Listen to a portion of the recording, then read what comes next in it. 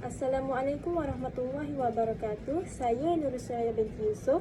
Saya akan menerangkan tentang peranan dan pemikiran tokoh dalam memartabatkan bahasa Melayu. Dalam usaha memartabatkan bahasa Melayu, beberapa tokoh telah memainkan peranan yang penting dengan menyumbang dari segi penulisan, kajian dan pendekatan yang relevan untuk meningkatkan kedudukan bahasa Melayu dalam kalangan masyarakat. Tokoh ini banyak berjasa dalam mengembangkan dan memantapkan bahasa Melayu sebagai bahasa ilmu, budaya dan komunikasi di Malaysia. Sumbangan dan pemikiran mereka menjadi asas penting dalam usaha mengamalkan atau meningkatkan kedudukan bahasa Melayu sebagai bahasa yang berprestij di peringkat nasional dan antarabangsa. Ini adalah dua contoh tokoh yang saya ambil, iaitu Profesor Emeritus Datuk Dr. Asmah Haji Omar dan Profesor Emeritus Datuk Dr. Nik Safiah Karim.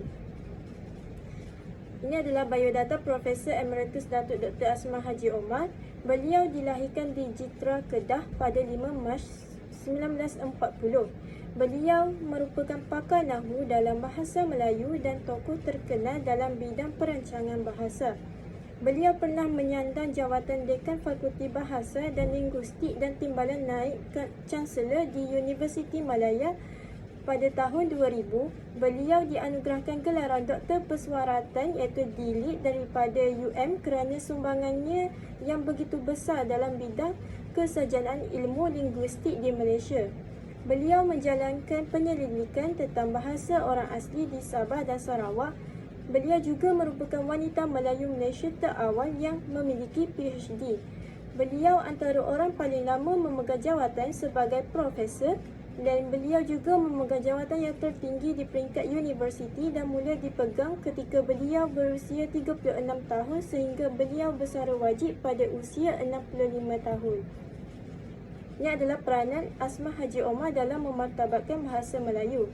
Beliau menulis buku-buku dalam bidang tata bahasa yang dijadikan sebagai rujukan orang ramai pada masa kini. Antara buku yang ditulis ialah Nahwu Melayu Mutakhir 1980, Morfologi Sintaksis Bahasa Melayu, Malaya dan Bahasa dan Indonesia 1968. Pemikiran Asmah Haji Omar dalam memartabatkan bahasa Melayu. Menurut Asmah Haji Omar 2008, susu galur serta pemahaman tentang bahasa Melayu yang lengkap adalah melalui ensiklopedia bahasa Melayu. Ensiklopedia merupakan perkembangan bahasa Melayu dari sudut sejarah, variasi, tulisan, ejaan, fonetik, fonologi, nahwu, morfologi, sintaksis, ragam bahasa sehinggalah kepada etimologi. Bahasa Melayu merupakan bahasa rumpun Austronesia yang terbahagi kepada 4 keluarga iaitu Indonesia, Melanesia, Micronesia dan Polynesia. Bahasa-bahasa dalam keluarga Indonesia dikenali sebagai bahasa Austronesia Barat dan keluarga tiga yang lain itu dikenali sebagai bahasa-bahasa Austronesia Timur atau juga dikenali sebagai bahasa Oceania kerana terdapat di kawasan lautan. Asmah Haji Omar turut menyatakan teori penyuratan bahasa Austronesia dengan mengambil beberapa teori sarjana dunia iaitu teori Kent berdasarkan bukti linguistik dan bukti budaya. Pemikiran tentang bahasa dan alam Melayu. Menurut Asmah Haji Omar 1993, meneroka alam pemikiran Melayu dan pengalaman-pengalaman orang Melayu yang terakam dengan bahasanya melalui penulisan terhadap bahasa kanak-kanak khususnya dalam penuturan bahasa itu sebagai bahasa pertama dan bahasa orang dewasa. Yang kedua, pemikiran tentang nahwu dan tata bahasa. Asmah Haji Omar 1993 dapat mengesan beberapa prinsip fonologi yang melandasi analisis Al-Zabbar tentang sistem ejaan bahasa Melayu seperti yang berikut. Yang pertama, keutamaan ucapan di atas tulisan iaitu kewujudan bunyi mendahului tulisan. Yang kedua, huruf sebagai lambang bunyi. Yang ketiga, hubungan antara fikiran mekanisme bahasa. Asmah menyatakan tulisan bahasa Melayu merupakan nahwu struktur. Huraian tentang pembentukan kata dan ayat dilakukan menurut pola. Hal ini jelas berbeza dengan acuan nahwu tradisional yang mementingkan makna semata-mata. Yang ketiga, pemikiran penggunaan bahasa menurut situasi. Asma Haji Omar 2002 menyatakan pengertian setia bahasa merujuk kepada pengertian yang mematuhi pedoman-pedoman politik, sosial atau budaya dalam penggunaan bahasa menurut situasi. Setia bahasa tidaklah bermakna bahawa seseorang itu harus menggunakan satu bahasa sahaja dalam kehidupannya sehari-hari dari menyisihkan bahasa yang lain. Setia bahasa dalam masyarakat berbilang bahasa merupakan menghormati kedudukan suatu bahasa sesuai dengan tempat yang diberi kepadanya dalam dasar yang disetujui oleh masyarakat. Asma mengemukakan pemikirannya mengenai peraturan linguistik adalah peraturan yang memastikan keteraturan sebutan dan nahu dalam penggunaan bahasa. Yang keempat, pemikiran tentang temuduga dan wawancara.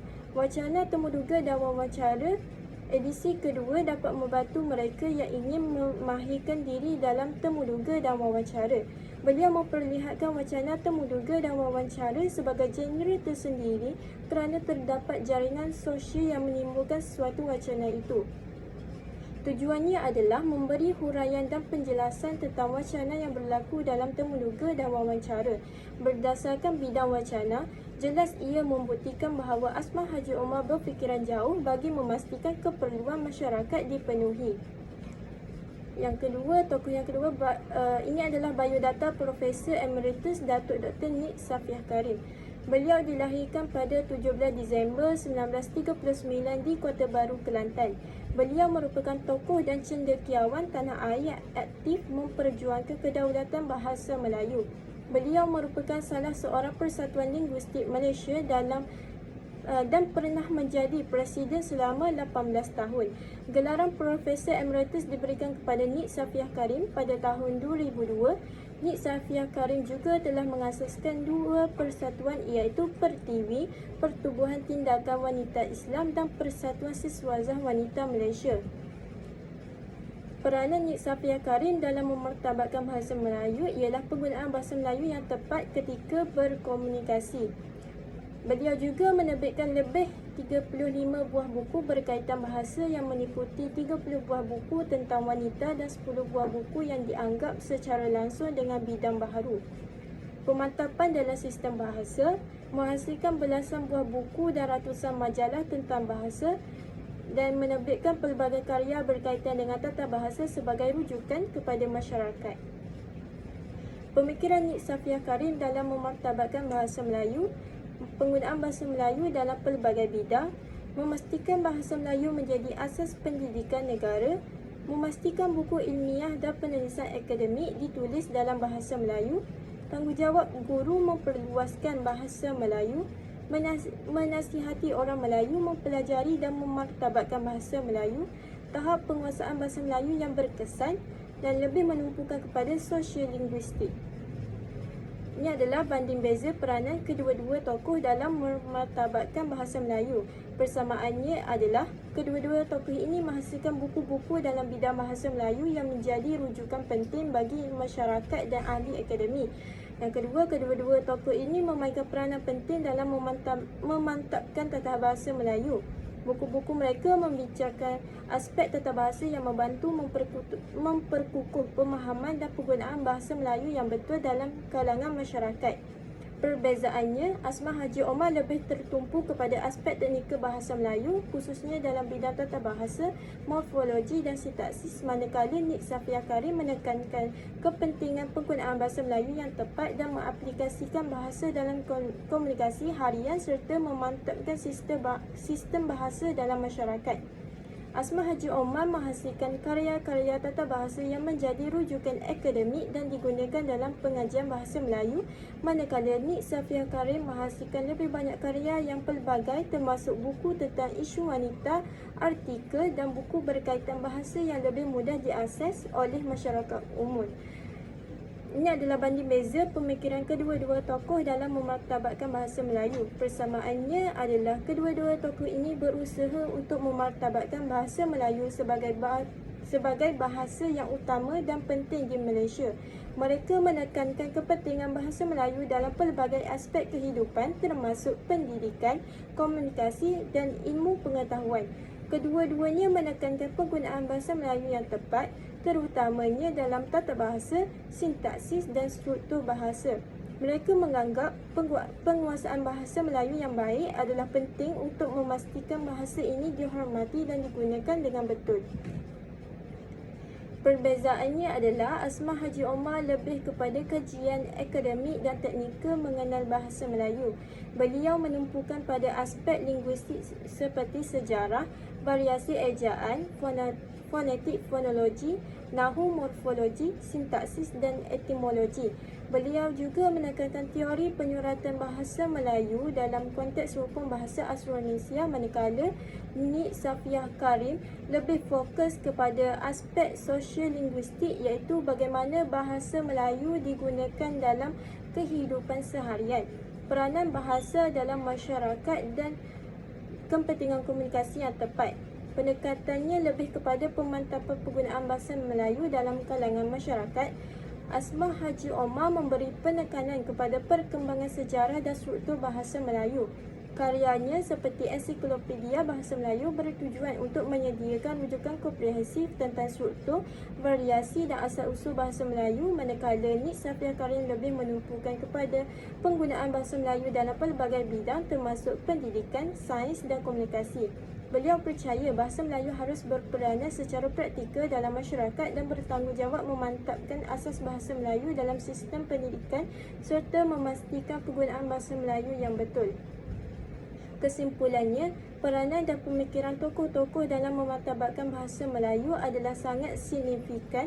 Masing-masing menyumbang melalui pendekatan yang berbeza tetapi saling melengkapi. Di sini memperlihatkan bahawa bahasa Melayu tidak hanya sekadar alat komunikasi tetapi juga simbol identiti dan kebanggaan bangsa. Melalui pemikiran dan sumbangan mereka, bahasa Melayu diperkukuh dari segi kedudukan ilmiah, budaya dan sosial, membolehkan bahasa ini terus berkembang dan budaya saling menolong dalam era globalisasi. Ini adalah sumber rujukan yang saya rujuk ketika menjalankan pembentangan ini. Itu sahaja dari saya. Sekian, terima kasih.